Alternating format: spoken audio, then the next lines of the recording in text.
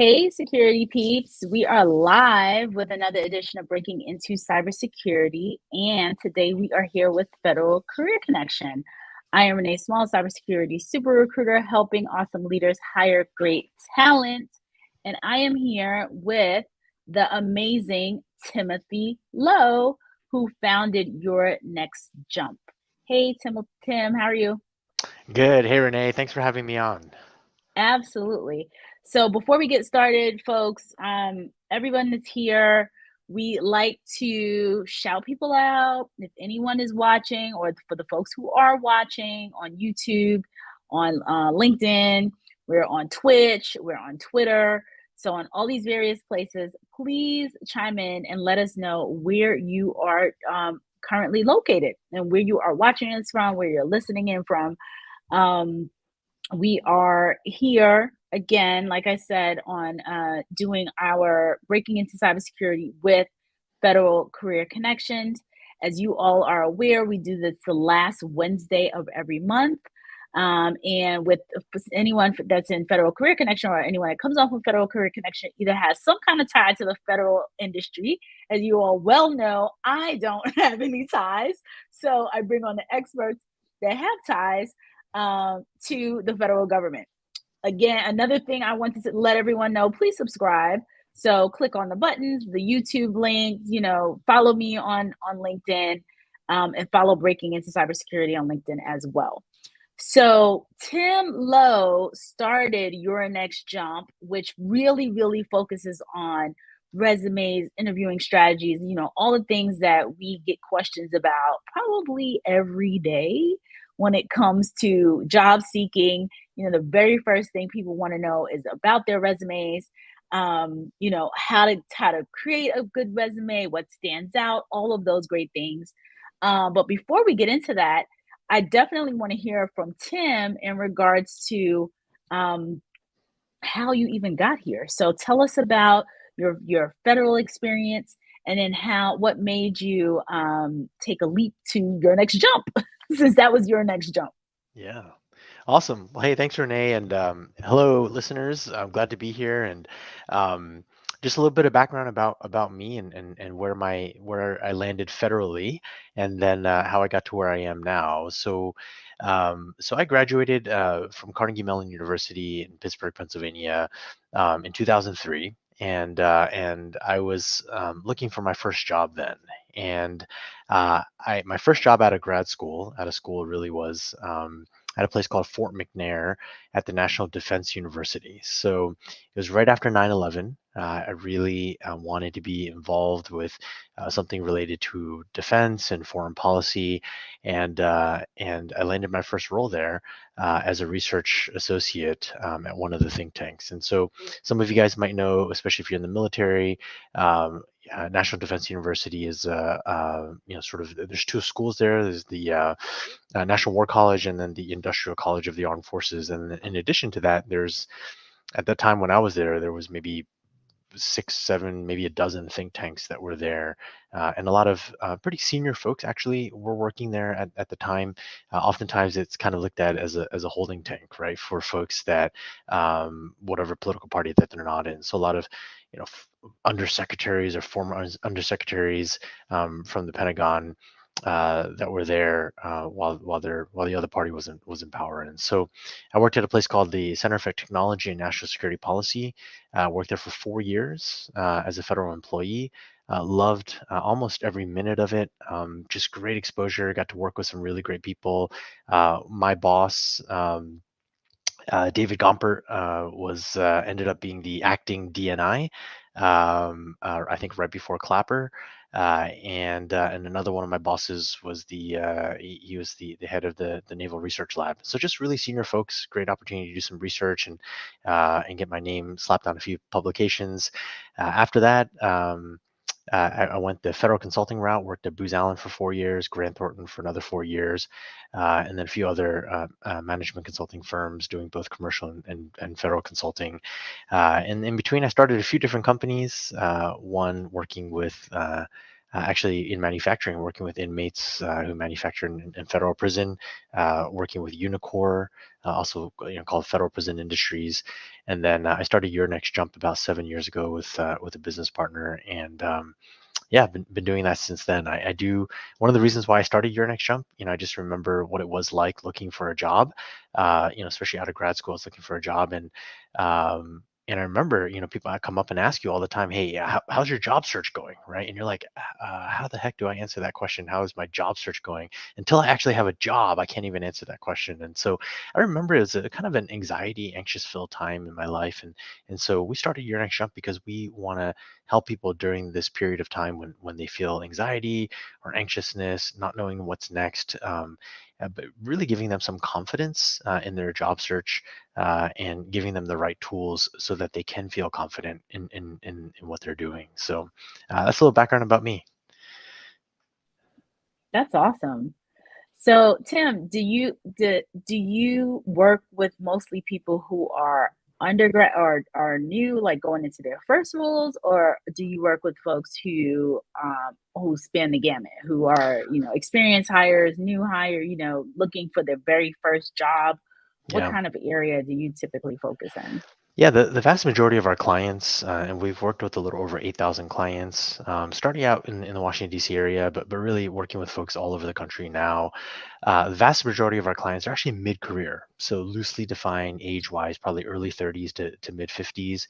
I would say about 15% of our clients are director level and above type folks, so executives, senior directors, VPs, and then probably a really small handful of maybe about 5% of our clients are what we would call new grads, which folks that are within 5 years out of school. So most of our clients are well established, have been working for a while, looking to grow in their career, and some people looking to find their calling. So.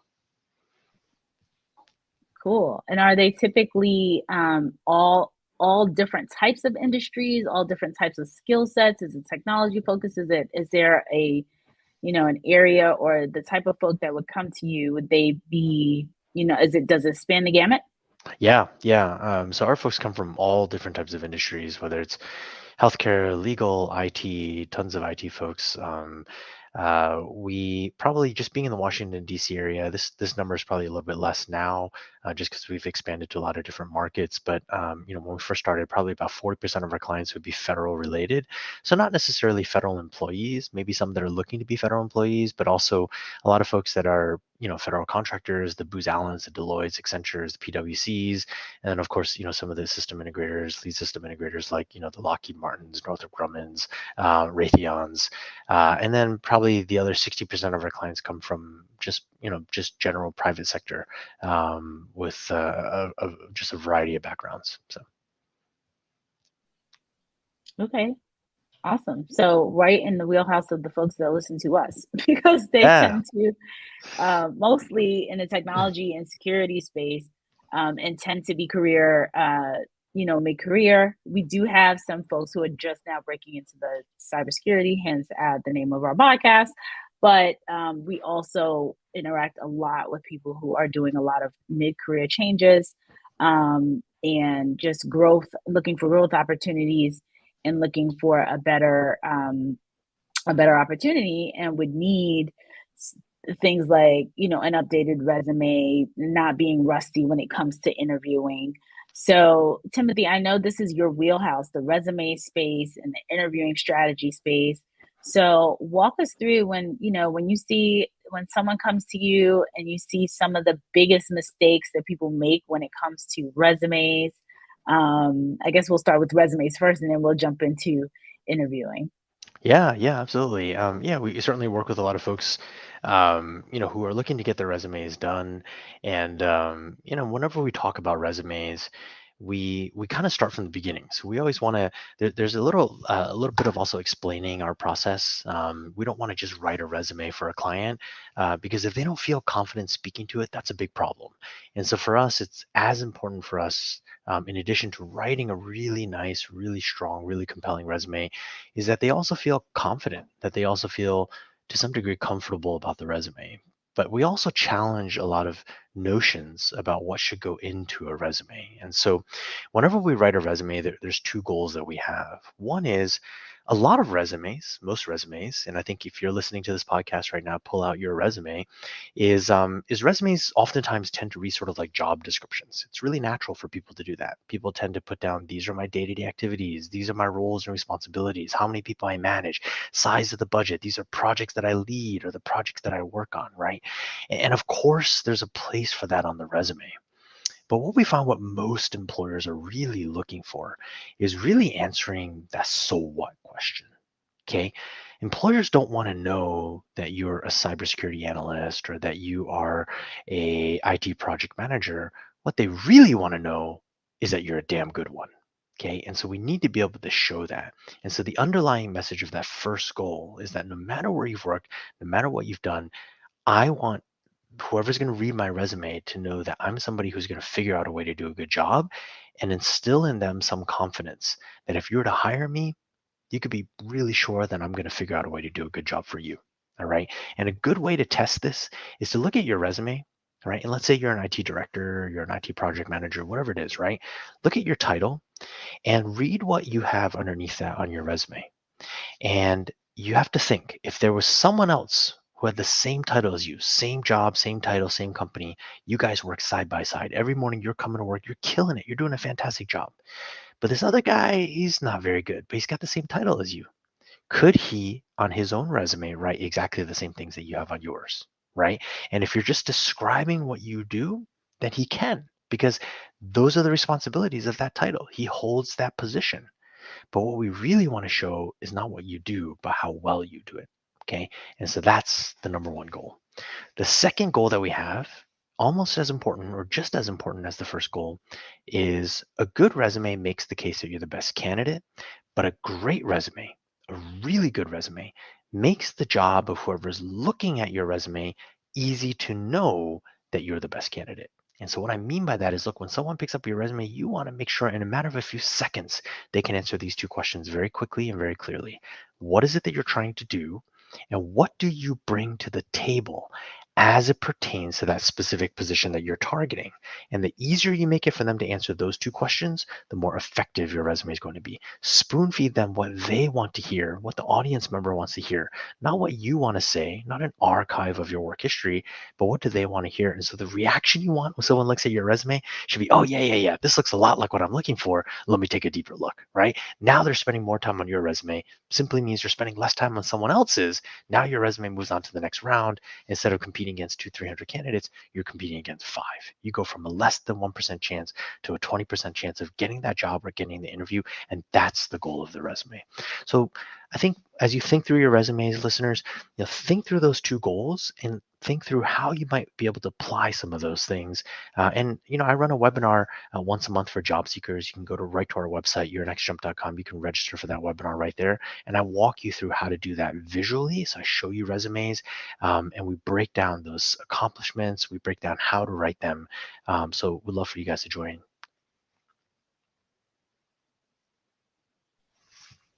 That's so informative. I want to put it out there. Yournextjump.com is Timothy's website. I think you made such valid points when you talk about the purpose of a resume, because I don't think, when I do resume talks, and I'm nowhere near doing the level of resumes you're doing, but from a recruiting perspective, reviewing the resumes and seeing the resumes, and how you said a manager, as you were telling your story, or as you were saying, I want a manager to the manager's like, yeah, I want to know more about that person. I actually thought of a story of a manager that I was sitting with in person. And, typically as a recruiter, it's not often that you get to sit in front of a manager with either, two laptops across from each other, or they're viewing it and you can see their eyes, right? And so a few years ago, I was, working on a contract, and I had a manager, and I was able to actually sit in his office, and we reviewed the resumes. And I could see, so I'm sitting behind him. He's looking at his laptop like the way we are now, and I'm sitting behind him on the other side so I can see his eyes. And I'm seeing him go through resume, like, oh, yeah. And then he gets to one and his eyes light up, just like how you said. And his eyes are like darting all over, all over, all over.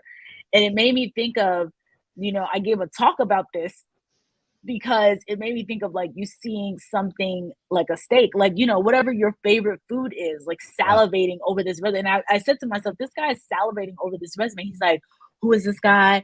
I want to meet this guy. This is what I want to see. He's doing this and this and I had to pause for two reasons. One, I had not been in, with the now COVID, post COVID, but in the middle of COVID, where nobody was seeing each other like eye to eye to be able to see something like Yeah. that. But even beforehand, we're not really, like I said, sitting across from a person to watch their facial expressions. And this guy, his eyes were completely lit up. So I asked him, like, what is it about this resume that you like? And he's like, oh, he's doing this, and this is what we plan to do. He's doing this. He has these additional skills that, this is our future. So he was looking at this particular piece of paper and thinking, wow, if this person has the skills that they say they have, I could use them not only in my current situation, current role, but for all these other things that we have coming down the pipeline. Yeah. So, Tim, I think that your point of making your resume jump out, like, oh, this is a person that I want to see more. I want to meet.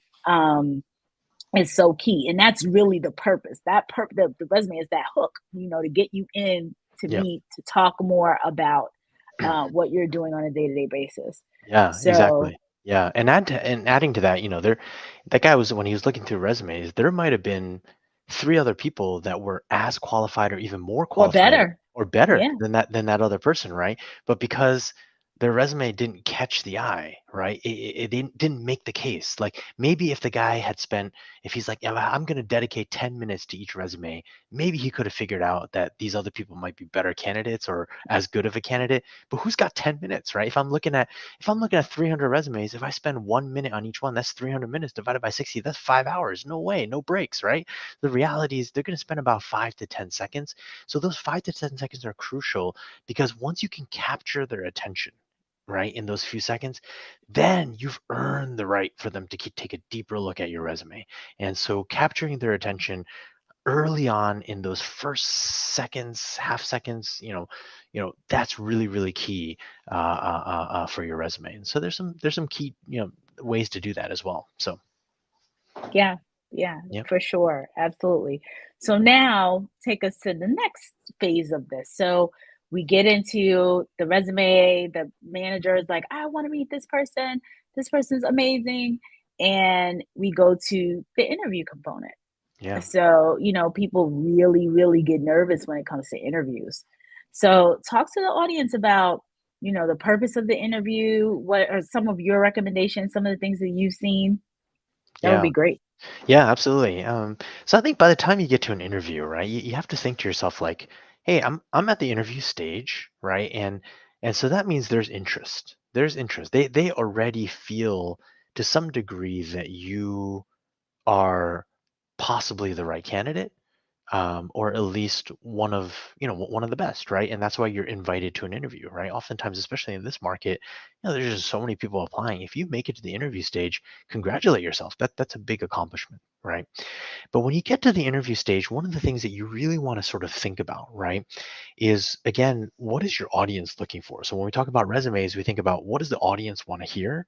And in the same way, you want to think, okay, if I'm at the interview stage, what do they want to see in the candidate? Okay. And so when we talk about the ideal candidate, one way to sort of look at it is, and we find this way to be helpful because it helps you with answering almost any interview question because you can pass it through the lens of these three things. And we call it the three C's, right? We call it the character, chemistry, and competency. When you have the intersection of those three things, that's what the ideal candidate is. That's what they're looking for. Okay. And so when we break those down, if we talk about character, okay, we're talking about integrity, right? We're talking about And integrity can be shown in different ways. I'm not just talking about being honest, not stealing pens from work and those types of things, right? What I'm talking about is this, right? When you're at the interview, right, sometimes they'll ask you a question, why are you leaving your current role, right? And the real reason could be something as crazy as, yeah, you know what, our company just got bought out by another company. The environment is terrible. It's a really toxic environment. And, just like, the new management is terrible, right? You can say all these things, and those things might be 100% true. Okay. But if you're saying that in an interview, okay, there's two things that happen. Number one is they're thinking, look, I don't know you and I don't know that company. I don't know if it's the company that is company culture that's toxic, or if maybe you're just a toxic person and I don't want to take that risk, right? That's number one. Number two, they're thinking you're talking about this company like this, right? And they're like, look, if I hire this person and let's say 2 years from now, you decide to move on to another company and he's going to interview, is he going to talk to that other company about us like the way he's talking about this current company that he's working for, right? And so there's character in that. Show some wisdom in that area, right? You don't need to lie. You definitely want to be honest, but that doesn't mean you got to tell everything, right? Talk about the things that are positive. You know what? I had a great experience. I had a really good run at this organization. There's some people that really took time to invest in me. I've learned a lot. I felt like I was able to contribute in a really meaningful way. And, I like to take my skill sets to a new organization like yours. I feel like some of the things that you guys are doing are really cutting edge or really neat, and I feel like I can jump in and really bring a lot of value. I'd love to learn more about what you guys are doing. Okay, that's character. When we talk about competency, it's not just can you do the job, because at this point they feel like you can do the job, right? But this is also where you're talking about ability to learn. Do you pick things up quickly? Right? Are you easy to work with? Right? Those are really important. A lot of times you can ask managers, a lot of times they'd rather have somebody who's smart, pick things up quickly, easy to work with versus somebody who has tons of years of experience in a certain area, right? If this guy is smart, he can pick things up, he'll be able to run with us, right? And then the last part, this is the most important part of every interview, and I think that's the chemistry part. Because this is the part like, do we want to work with this person? Right? That's the question. That's where they're going to ask you those questions. Tell me about a time that you had conflict with a coworker. You and your employer disagree on the direction of the project. How would you handle that? What is your greatest weakness? Right? And those are the things where they want to know. Look, the image is, this company, we have one goal. We're pushing this big ball up the hill, right? We're all hot and sweaty. There's days where it's going to be tough and hard. Do we want you to stand next to us pushing that ball? Are you going to be complaining? Are you going to be helping out? Are you going to be offering help? Like how are we going to, what is it going to be like to work with you? And that's actually the most important part of the interview. That's what people really want to know about chemistry. So, yeah, so as you think through different questions that they ask you, and we can talk a little bit about some questions, but when you think through those questions, think about those three things: character, chemistry, and competency, and try to answer those questions through the lens of those three things. So, Great points, Tim. Awesome points. Um, I definitely want to get into, or I want to reiterate a couple things that the couple points that you made, especially in terms of um, the toxicity, the beginning, and everyone knows, there's like we said, there's lots going on in various companies. Um, but that is so key because I think people don't realize how much they shoot themselves in the foot by making complaining and showing up that way. And I love how you said these are the two, this is the reaction, this is what the person on the other side of the table is going to take away.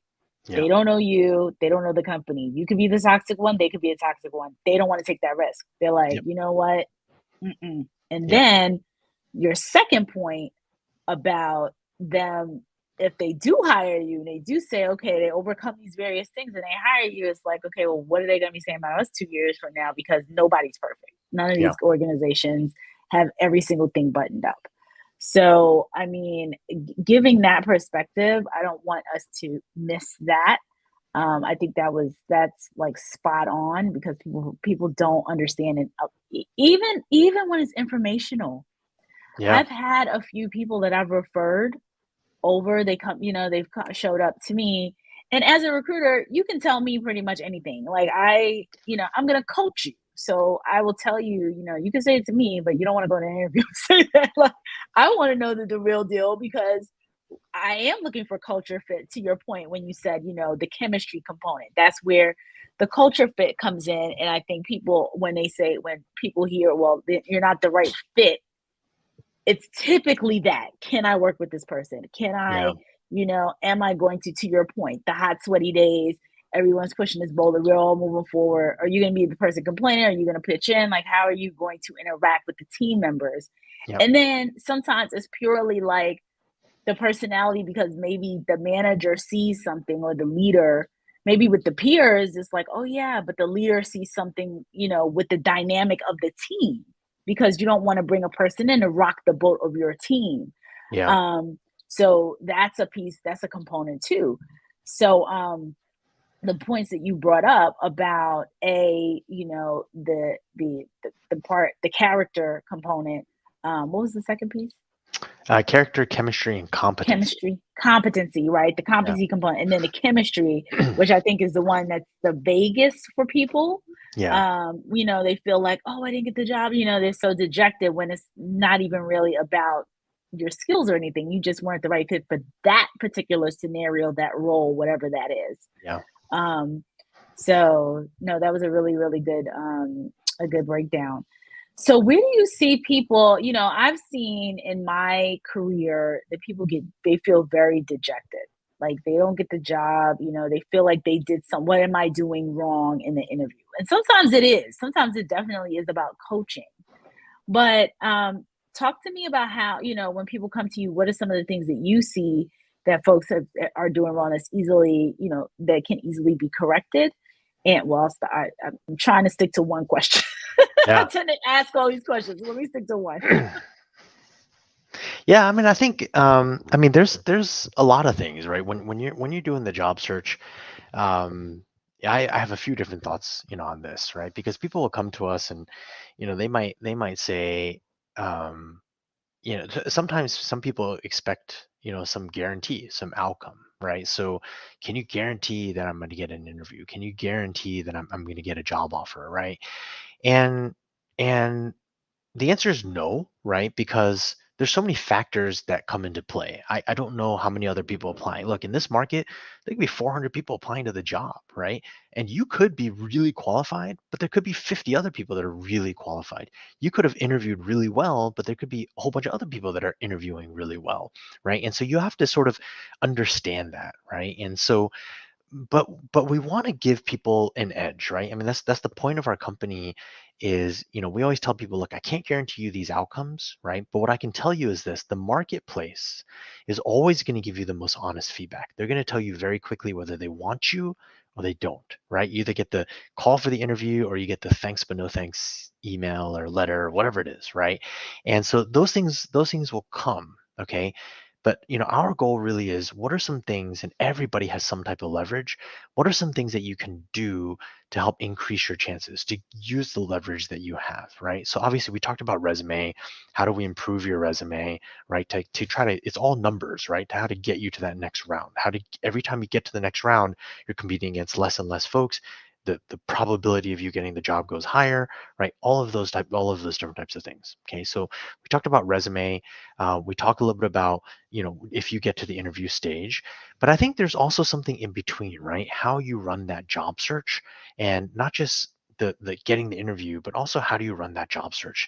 And we also break that down into, we call it two fronts, right? We like to have these sort of imagery things to help people think through things. So we call it the air war and the ground war. Okay, the air war is you going on LinkedIn, Career Builder, ZipRecruiter, USA Jobs, ZipRecruiter, Indeed, or whatever it is, finding job postings, submitting your resume, and like kind of waiting to hear back. Okay, and there's some value to that, right? And these job boards are good because they show you what the jobs are. They show you what the jobs that are available. You can find the job postings. You can see what some of the employers are looking for by reading through those job postings, right? They have value.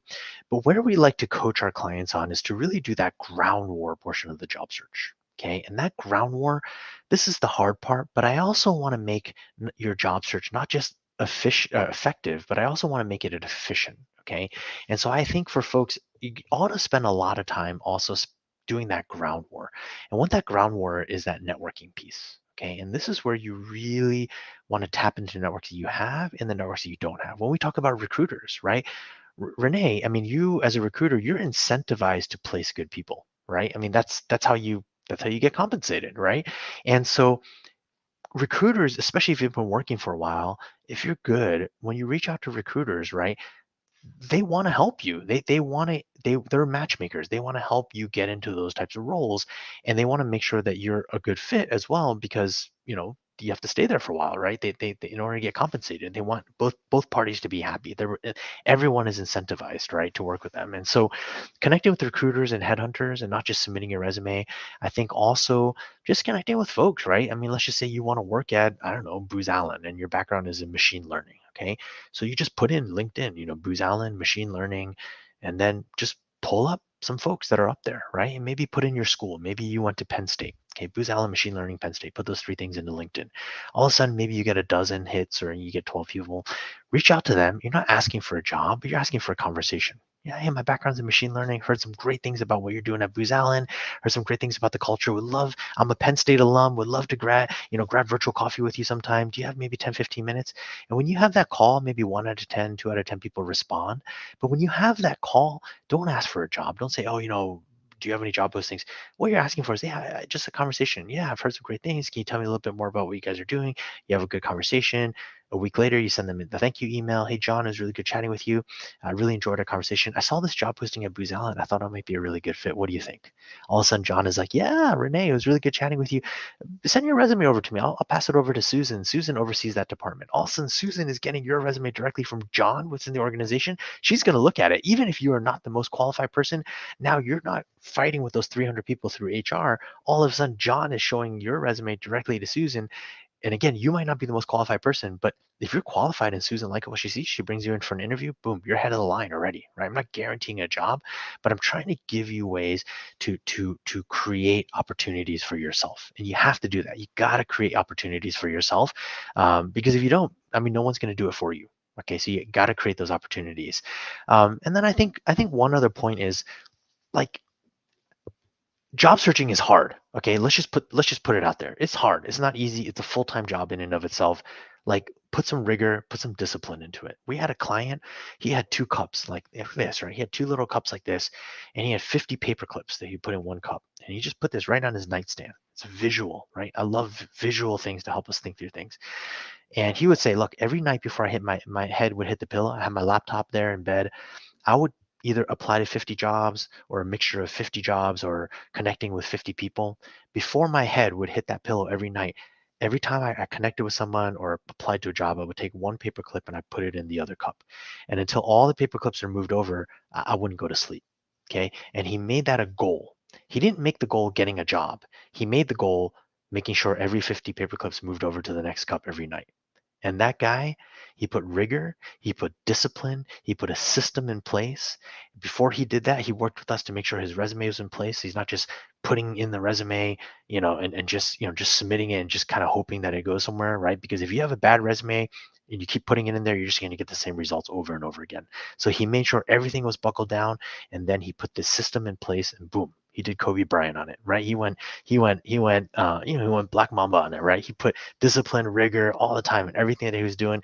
And he loved the process. He fell in love with the process instead of just falling in love with the idea of getting a job. He said, look, I'm going to make this my every night. I'm going to make this my goal. I'm going to do it.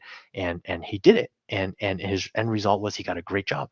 He got a really great job. And so I'm not saying, like, I can't guarantee you an outcome, right? If you come work with us, I can't guarantee you certain things, but I can tell you there are some things that work. And if you put the process in place, you will increase your chances significantly. So Fantastic. Fantastic. It is hard. It's very, very hard to job search. yeah, And it takes a lot of mental energy. And but I love that story. And I remember having a friend who I had she would get so I have a couple friends that they've been in companies a long time and they get so nervous and so wound up when it comes to job searching and interviewing, which I know, for me as a recruiter, that's my day to day. So people yeah, interviewing and all that stuff, right? So, I try to put myself in their shoes sometimes. And I gave one a piece of advice, and I said, you know, you have to kind of like your point that put your client that put the rigor in, just like, and you have to not sweat what the outcome is because of that chemistry piece. Like even if you could be the best, you could be this, that, all of these, there's so many things that need to align. And we can't, nobody can guarantee that. Like Yeah. we don't know what the manager is going to be like when they get on a call with you. We don't know. Yeah. Nobody knows, right? Yeah. It's Yeah. all just that chemistry, that human interaction. Like we don't know a lot of the pieces. Um, so she was a person similar to your client who put the rigor in eventually, and she was like, why am I not? I was like, don't worry about the ones who don't call you back. Just keep doing, you know, Yeah. you just keep Yep. at it Yeah. and not worry about why you're not getting callbacks, or all of these other various things. Now, obviously, in your client's case, he had the good resume. He had, you know, like you all had prepped him. So, you know, I tell people if they're not, and this is actually a plug for you, if they're not getting, if you're putting your resume out there over and over and over again, and you're getting like an immediate turn around, like they're rejecting you immediately, that could very well be a resume challenge. Like Yeah. there's something up that's with your resume, something is mismatched. So you're either applying to the wrong jobs, you have the resume is not aligning, something is off. And that's when you can reach out to Tim, and his company. And so, you know, your next jump, and then have them do, you know, your assessment or whatever it is that you do to see if the person is a right fit. Um, so, Tim, we're at about 36 minutes and we don't have a ton of folks on. I know Eli said something. Hey, Eli, I'm going to shout out some people who are here. He said he loves my hair. Thank you. They're so sweet. Tess on LinkedIn, say hello. I mean, not LinkedIn, on YouTube, say hello. And Anastasia, when you were making the points about, you know, the interviewing strategy, she said good point here. So, folks, if you have questions, ask away because we are going to, you know, get into our wrap up very quickly tonight. So, Tim, is there any other advice while we wait to see if anyone else has any comments or questions? Um, you know, when folks are job seeking, is there any advice that you would give them outside of all the things that you've already talked about? Yeah, I think so. I mean, I think I think you know I I think putting a plan in place is really important. You know, kind of like what I talked about. I think also, you know, think about leverage. Everybody has some type of leverage. Even the person who, you know, has a family of five, needs to put food on the table, and just got laid off, right? Everyone has some type of leverage. And so think about what are those things that you can do.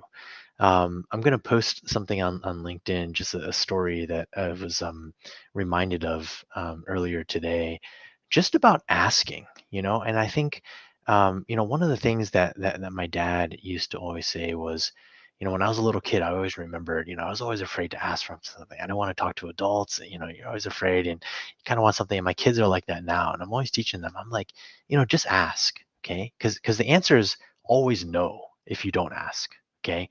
But if you do ask, there's a chance that the answer is yes.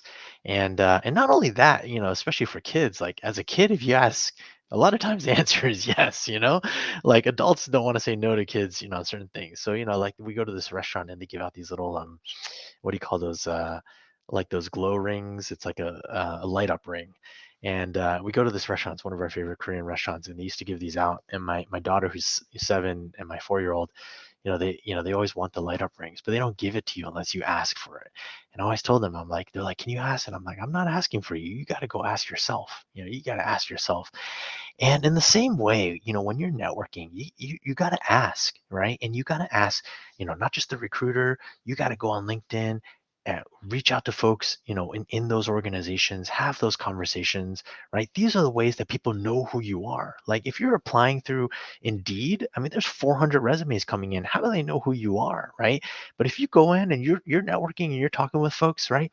And there's a good way of doing it. Like don't be annoying about it, right? But go in and just ask like, yeah, I've heard some great things. Would really love to just connect with you, right? And again, I can't guarantee you an outcome, but I've seen so many times after working with over 8,000 clients, like people who do that, who aren't afraid to ask, they get jobs a lot quicker. I mean, that's just the truth. And so don't be afraid to do that. And so, um, yeah. I see a question here. Hi, Tim. I try to apply outside of my state. That way I get to practice my interview skills. Do you think that's a good idea? I think that's a great idea. I think that's a great idea. Paul, I'd love to invite you. Again, I run a webinar, once a month for job seekers. It's free. There's no sales pitch or anything like that. If you go to my website, yournextjump.com, you'll see a banner that comes down, and there's a third of my webinars focus on interview. And I talk about tough interview questions, things like that might actually help you, as you think about practicing your interview skills. But yeah, I think it's great. I think you can look up interview questions as well too. But Paul, it seems like you're being really active, and just being proactive in the way you're doing things. So I think that's great. And even outside your state, hey, who knows, you might land a pretty sweet remote job too as well, if that's something you're looking for. So I was gonna say. yeah, Mhm. that's more than ever before. More than ever before, companies are open to remote work. They're open to all sorts of different types of things. So, there's the Bible says knock on the door, right? So so definitely do that, guys. That's probably my biggest advice.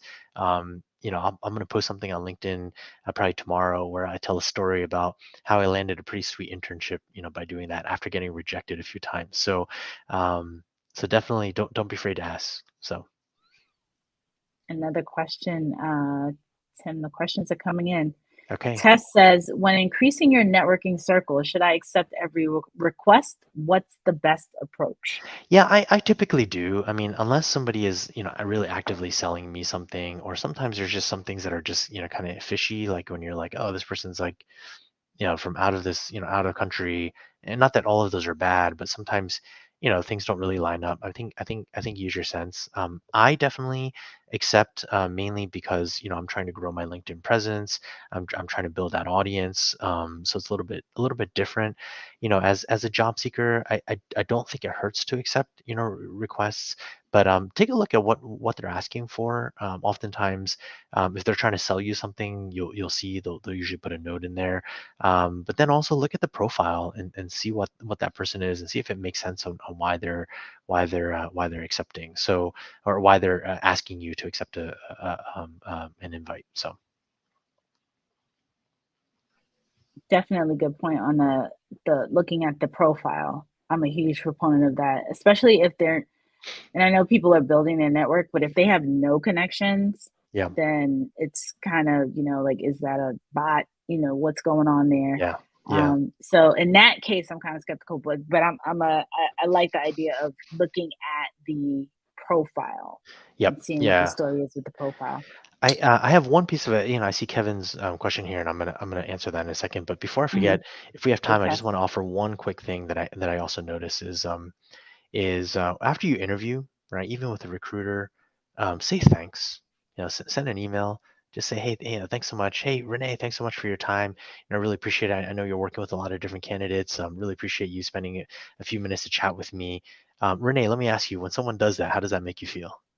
It does. I Amen, mean, right? people Yeah. don't do it all the time. Yeah, people Mhm. don't do it all the time. And people Yeah. go through interviews and they don't say, and I say thank everybody. Don't just thank the Yeah. interviewer. Like, there's a guy, when I interviewed at Booz Allen, there was a guy, I think his name was John, maybe one of the admin assistants or something. Like he set up all this. He sent me the email. He's like, hey, this is, where you need to meet. Here's how you park. Here's where you get your parking voucher. When you come, you should come up to this floor. I'll meet you. I'll prep you before the interview, get you a drink and all that stuff.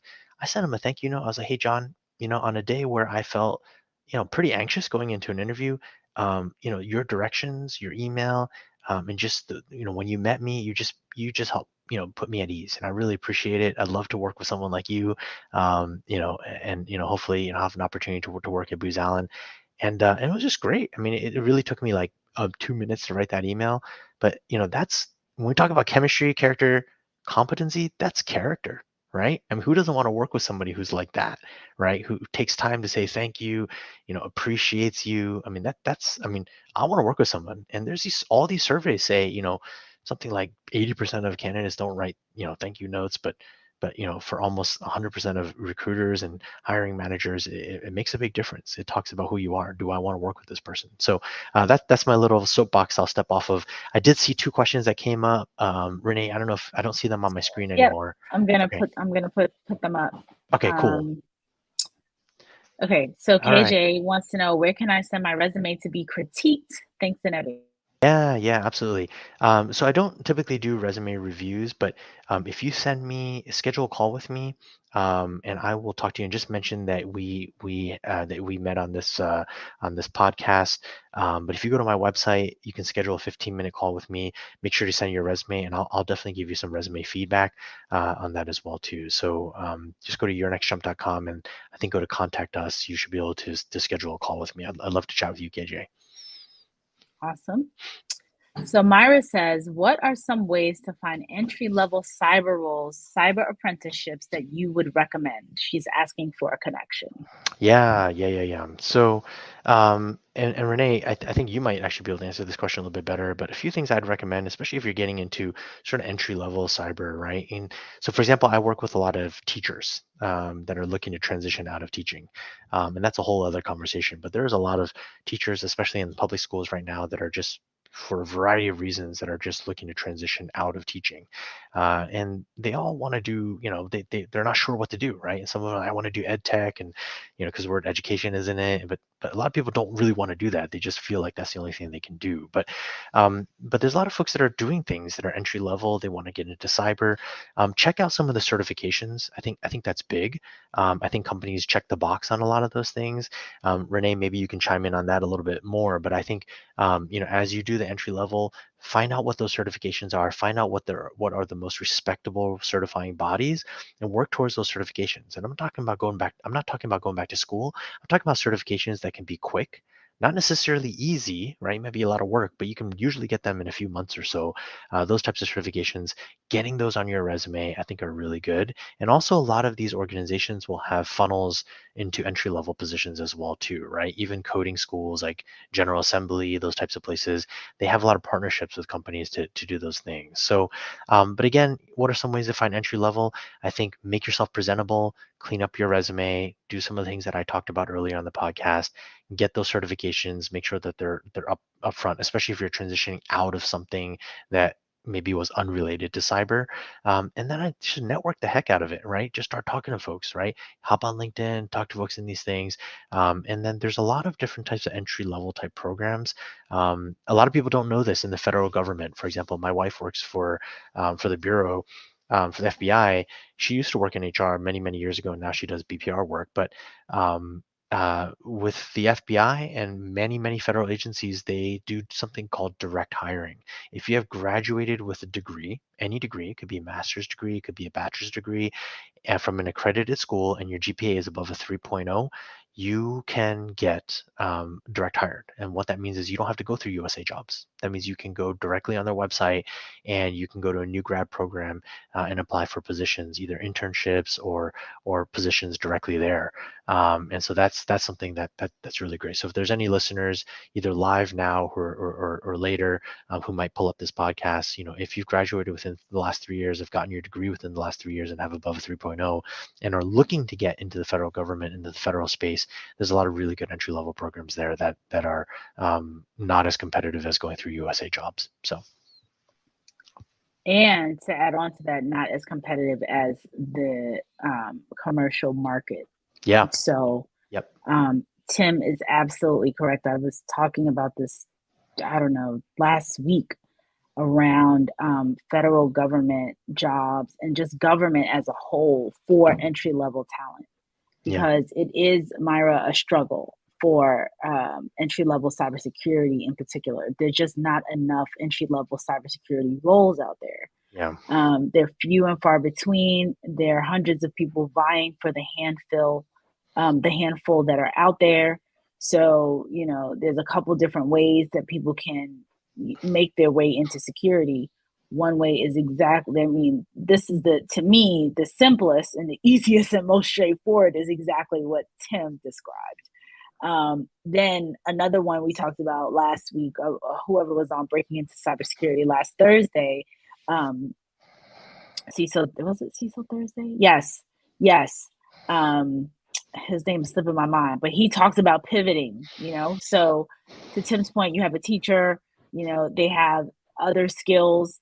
You pivot, you get into one area, something that's adjacent to what you're doing now, and then pivot again. So this person, he was a sysadmin, and then he moved into another role and in DevSecOps. So he was able to make a bunch of lateral moves and stay on an adjacent path so that he was always kind of touching cybersecurity from an entry level perspective. And he made this comment. He said, I know that help desk gets a bad rap, or he doesn't want to go down a road of sending people to the help desk because, who wants to have a college degree and a master's and be sitting on a help desk? But the help desk, you touch so many various things. So if you can do it, you can. But there are other areas, there are other ways to break into security that are outside of if you're already working. Now, if you're a brand new college grad or grad or a brand new high school grad, then that's going to be more, focusing on, well, from a college grad perspective, focusing on the federal government, because that's a direct path. High school is a little bit, more complex because you'll need additional certifications, experience, and all that other stuff. So Yeah. I would agree wholeheartedly with Tim. So Tess followed up, wanted to know how often each week or day should she engage online with other people? Yeah, I mean, I think in addition to applying for jobs directly, I think you should split your time 50-50 with engaging with people online in the way that I talked about in terms of doing that ground war, if not maybe even more 60-40 or even 70-30 with engaging with folks. We find that that often leads to jobs a lot quicker. Again, you want to be strategic about it, but engaging with people, engaging with the right people, is really important. So yeah, I think the job market, the way that you apply for jobs is different than it was maybe a decade ago or 2 decades ago. I think LinkedIn has definitely changed things. I know LinkedIn is, for most recruiters in most industries, I think LinkedIn is a pretty essential tool. So I think getting on there is pretty important. So. Yep. I will double down. It's the go-to. It's my Yep. very first. It may not be all the tools that I use, but it is the first one. The Yeah. very first one. And most recruiters, it's the first place where we go. Yep. Okay. So Paul says my previous employee keeps checking my LinkedIn. Should I be concerned? Uh, I don't know. So your previous employer, so you're no longer working for them, is that correct? If it's your previous, I mean, if it's your current employer, I don't know. But if it's your previous employer, I mean, I don't know. Maybe they really miss you, right? So I mean, it could be, I mean, and I always, I think whenever you leave a role, as best as you can, try not to burn bridges. And I'm not saying that you are or whatever. I'm just using that as an example. But definitely, I always like to maintain contact with, even my previous employers. I mean, I've been self-employed, for several years now. But I always try to keep in touch with old coworkers, and previous folks that I've worked with or worked for. I think it's always just a good thing. It's a small town. Actually, I'll tell you a story. Um, when I worked at Booz Allen, I had a manager, and that I worked with. We had a pretty good relationship, right? And so we were kind of almost co-leading, so it wasn't necessarily my manager. And then he just did better than I did. When we switched over to Grant Thornton, 2 years later, I didn't keep contact with him. All of a sudden, they're like, "Hey, you have a new manager," and in walks the guy that I worked with, two years ago. And I was like, "Oh man, if I had left on bad, terms, with him or anything like that, that would have been bad." So always, it's a small town. As big as Washington is, or wherever you guys are calling from, it's a small town. People especially if you're in the same industry, it kind of comes back. So no, I especially if it's a previous employer, I certainly wouldn't be concerned. If it's your current employer, I ask this question. So people ask me all the time because we help people rebuild their LinkedIn's, and they'll say like, I don't want my current employer to know that I'm looking for a job. If they see that I'm updating my LinkedIn and all this stuff, and there's privacy features that you can turn on and off, and there's job seeker feature where you can turn off your current network and only be open to positions to people outside your network and things like that. There's those things, but at the same time, right? If your boss came up to you and said, "Hey, Paul, I noticed that you updated your LinkedIn profile," right? Simple answer is, you know what? Actually, over the pandemic, one of my goals, back in 2021, was to update my LinkedIn. I interact with so many different types of people, as part of my job. And look, I just didn't get to it. 2022, finally sat down and made myself get to it, and yeah, I wanted to, that was one of my personal goals, is just get my LinkedIn updated, right? Doesn't mean I'm looking for a job, doesn't mean any of that stuff. It just means, look, LinkedIn is important, and I interact with a lot of people as part of my role. Yeah, I just wanted to get it updated and make sure that I want to make sure that I'm representing your company well, right? Something like that. So yeah, there's always ways to kind of talk about it. So Great tips, great tips. Okay, questions are coming in. right. Couple other, I know we're at 5 minutes after the hour, so I just want to, quickly wrap this up. Kevin KJ said, thank you. Myra said, wonderful tips. Thank you both very much. I think this was, thank you, Tim and Renee. So a couple, definitely like to shout out our folks. Paul Praise says, great, thanks. So David Garrison, so we'll take these last two. Eli says, you looking for a job shouldn't be a negative view from a supervisor and is a red flag of toxic leadership in my eyes. So, I mean, they could be nervous. So it could be, it could be like they're anticipating what could happen if you leave.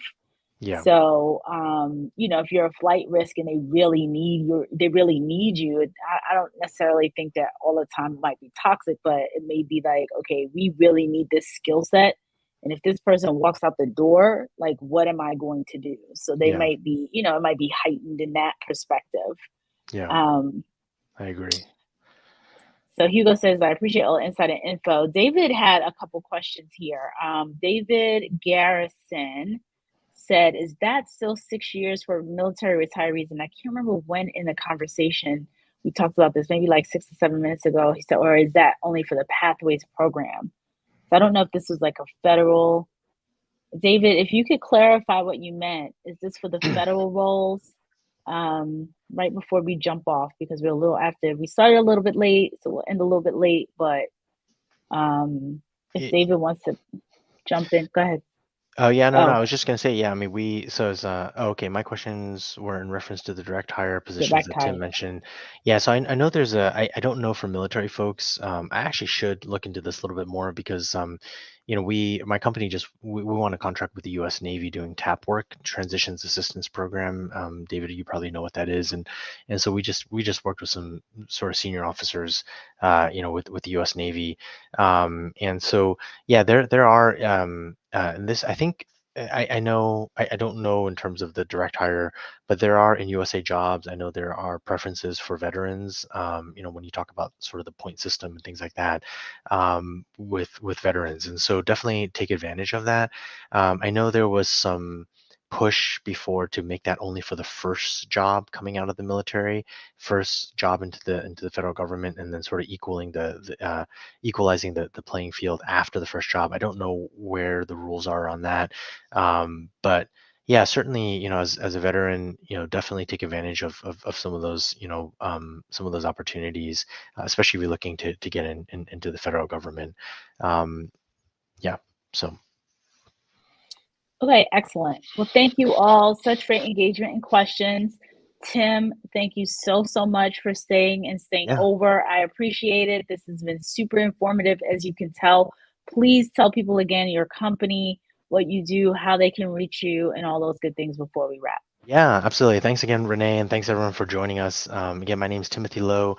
I own I co-own a small company called Your Next Jump. We're based out of the Washington D.C. area, but we service folks all over the country, and we help people with their resumes, LinkedIn, profile build out, job search strategy, and interview preparation. And that's pretty much what we do. And so we are essentially a professional branding company. But if you're looking for a job, you want help standing out, that's what we do, and we give away a lot of free resources. So if you go to our website, yournextjump.com, you'll see a little banner that pops down. We run a webinar specifically for job seekers. 98% of people who log in, and we've had 5,000 people attend this over the last 2 years. 98% of the people who log in stay until the very end of the 1.5 hour webinar. So I do think you'll find it to be really helpful. The direct link to the webinar is yournextjump.com/get hired, GETHIRED. So would love for you guys to join. I talk a lot more about all the things that we talked about here. I show you visually some of those examples. But yeah, really, really glad to be part of this podcast, Renee. I think you're doing a great job, great service for folks. Yep, exactly. That's the URL right there. So yeah, thanks so much for this opportunity to be on this, and I think you're doing some really awesome work to help folks. Man, there's so many resources out there, and this is and like this, and this is one of the best. So Thank you so much, Tim. yeah, Okay, folks. Well, thank you so much, Tim, again, for your expertise. You gave some really, really great insight. And I love talking to people who do this, in mass. So when Tim talks about 8,000 clients, 5,000, so he's talking, he's seeing this over and over and over and over again versus, a mentor or someone who sees it occasionally and hires occasionally. That's why I love the expertise from folks like him to come in and give their perspective because they're seeing so many different scenarios. So, Tim, again, thank you. Folks, thank you all, the audience, as usual, always asking great, engaging questions. Please, like I said, continue. Well, I have to plug Federal Career Connection. We're both on the Federal Career Connection board. So, um, join Federal Career Connection. Look up Federal Career Connection. It's an amazing resource. yeah, Everything is free.